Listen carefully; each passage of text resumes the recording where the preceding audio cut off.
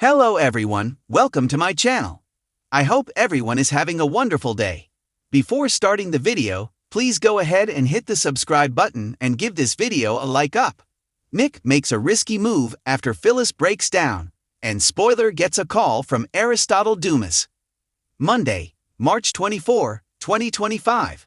Today on The Young and the Restless, Daniel and Sharon clear the air.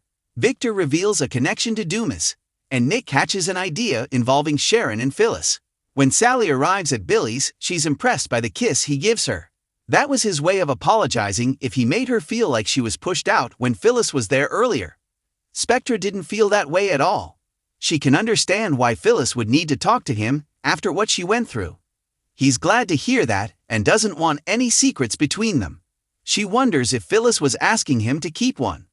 Billy explains she didn't ask, but their exes kept a big secret from them, so he knows honesty means a lot to them. Sally confirms it.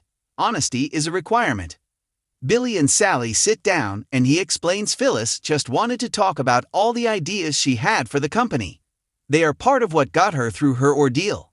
He'd assume she also wanted to come by and thank him for saving her life. Downplaying his role in the rescue, Billy admits he can't stop thinking of what would have happened if they got there 5 minutes later. Isn't it some sort of cosmic rule that when you save someone's life you are bonded to them forever? Sally asks. Billy jokes there's an old movie about that where the guy eventually has to start hiding from the person he saved. Sally can understand he was just being the good friend to Phyllis. He'll admit that he's a little worried. The worst isn't over for Phyllis. Whoever did this to her is still out there, and he can only hope that he's found and locked up. No matter how tough Phyllis may be, it seems to Billy that something cracked inside her when she was held with Sharon. As Billy pours rinks, he explains that Phyllis wants everyone to think she's tough. He's sure she is, but she still bleeds like anyone else. They've had their moments over the years, and not all good ones. They are a lot alike, and that's why they've always made better friends or colleagues than anything else. Billy doesn't want to talk about Phyllis anymore. He wants to focus on Sally and begins suggesting things they can do with their evening. After some kisses, she says dinner can wait. Nick's plan to help Phyllis. As Phyllis fitfully sleeps on the sofa in her suite, she dreams of being trapped in the clinic with Sharon. She wakes up at the sound of someone rapping on her door. She opens it and finds Summer standing there with Nick. They notice she's looking disheveled.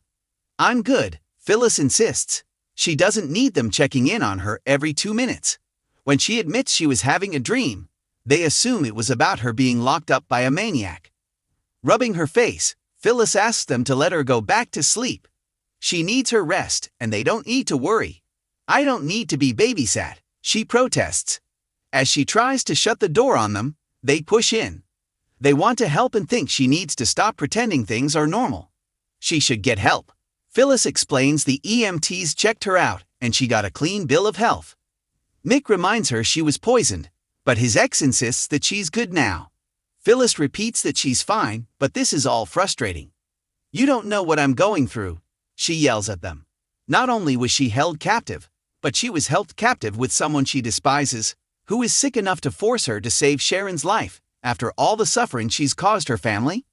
Nick says that the police are looking for clues. When he brings up Sharon going through the same thing she did, Phyllis urges him to go and hold his other ex's hand. Nick wants them all to heal. Nick urges her to lean on the people who care about her. Phyllis begins screaming and crying. As Nick holds her, she begs him to make how she feels stop. Once she calms down a little and sits, Phyllis apologizes for acting like a blubbering idiot. Her daughter says it's okay to be vulnerable. Phyllis admits that she and Sharon did change. They were made to save each other's lives and keep each other sane. Nick thinks that's a good thing. Shaking her head, Phyllis explains that Sharon has been her enemy for most of her adult life. They spent so much energy plotting against each other. What does she do without those feelings now? Do the feelings just go away? How is she supposed to process this? While she blows her nose, her daughter tells her no one expects her to immediately resume a normal life. Phyllis can see she owes Sharon her life, but still resents what she did to their family. Holding on to her Nick anger. And their daughter she'll admit that Sharon is not a monster. She's the same screwed-up, complicated human being as I am, she admits with a sigh. She's not sure she'll be able to admit that again, or let this go. This gives Nick an idea. Daniel and Sharon discuss her ordeal. Daniel walks into society. He's about to order at the bar when he spots Sharon sitting alone and approaches her, asking how she's doing. He explains that his mom filled him in on what happened at the clinic. It sounded horrible, but at least it's over and they're both safe now. Unfortunately, it's not over, Daniel. Not by a long shot, Sharon says. Joining her, Daniel says he knows it must be hard for her to feel safe. Sharon admits she's on edge. He's sure it will take time to recover from the trauma. She admits she's only handling it moment by moment. The irony of the whole thing seems to have been intentional. Their captor seemed to want them to discover each other's humanity or something. Maybe they were supposed to find a way to forgive each other. Daniel comments that she makes it sound like their captor was trying to do them a favor. Sharon wouldn't call it a favor, but the point seemed to be to teach them something. It worked for her. She has no trouble giving Phyllis credit for saving her. By the end, they reached a new level of tolerating each other. Daniel wonders if Sharon has really let go of all the hostility she has for his mom, or if she's only trying really hard to pretend she has. He'll admit that he's skeptical that feelings can disappear so quickly. She'll admit that she's grateful, angry, and confused. Sometimes all within the same hour. It's hard to get rid of the debris she carries around, and it's exhausting. It's unclear where all this leads her. Sharon hopes the detente with his mom will last, and this can be the start of some healing for them too. She's not fishing for forgiveness, but that's what's in her heart. Daniel says they are on separate paths to the same place. The one thing he's been able to take away from this challenging time in his life is to look for the good moments amid the darkness. If she and Phyllis can do that, they should. Staying in the dark isn't good for anyone. Sharon is sure that Phyllis is strong and they don't need to worry about her.